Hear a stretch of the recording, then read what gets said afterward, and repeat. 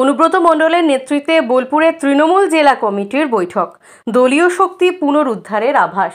দীর্ঘ ২.৫ বছর পর গতকাল বোলপুরে তৃণমূলের দলীয় কার্যালয়ে অনুষ্ঠিত হল জেলা কমিটির গুরুত্বপূর্ণ বৈঠক। অনুব্রত মণ্ডলের উপস্থিতিতে এই বৈঠক বিশেষ তাৎপর্য বহন করছে।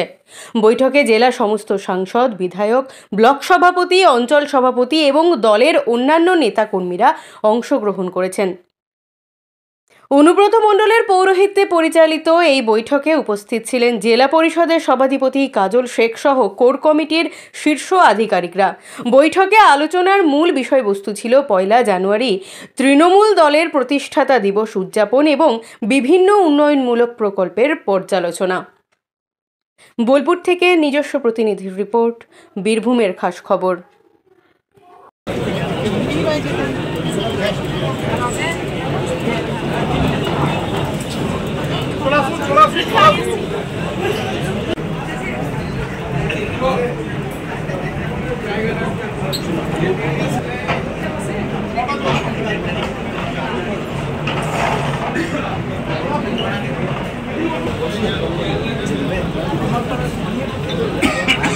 এখানে চেয়ার ফাঁকা আছে, ফাঁকা আছে, এখানে চেয়ার ফাঁকা আছে।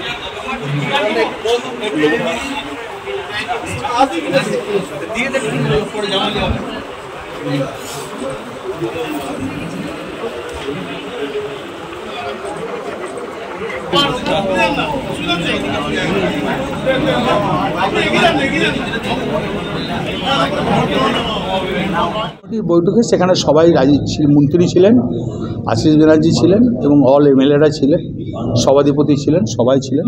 সবাই একে একে যা বার্তা দেওয়ার বার্তা দিয়েছে। আমাদের বার্তা একটাই, ১ তারিখ থেকে ৩০ তারিখ পর্যন্ত পার্টির যে প্রোগ্রাম, সেই প্রোগ্রামগুলোকে সফল করতে হবে।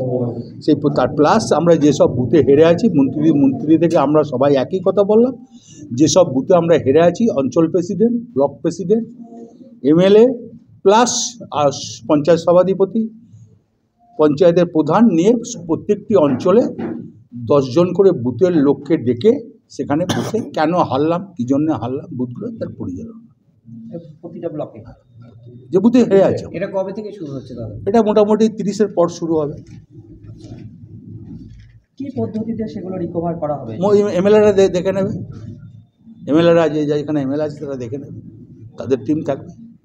আপনার কোনো সভা টভা? হ্যাঁ, আমার সভা আমরা বসবো, আবার আমরা যারা আছি 7 জন বসবো, প্লাস ব্লক প্রেসিডেন্ট বসবো, মেন লিডারদের ডাকবো, বসে আমরা আবার 26 জানুয়ারির পর আমরা বসবো।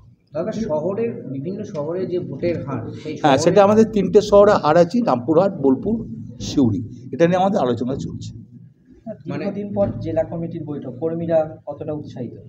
ভালোই উৎসাহিত, কারণ আগেও তো জেলা কমিটির মেম্বার মিটিং হয়েছে, আগেও তো জেলা কমিটি যখন ছিলাম না তখন আপনি ফিরে আসার পরেই প্রথম, তার আগে হয়নি, তার আগে হয়েছে। দীর্ঘ ২.৫ বছর পরে এই এত আপনার সেটা নয়, একই ব্যাপার। ও পার্টির যারা কর্মী আছে, যারা আমি ছিলাম না, তারা তো দলটাকে চালিয়েছে।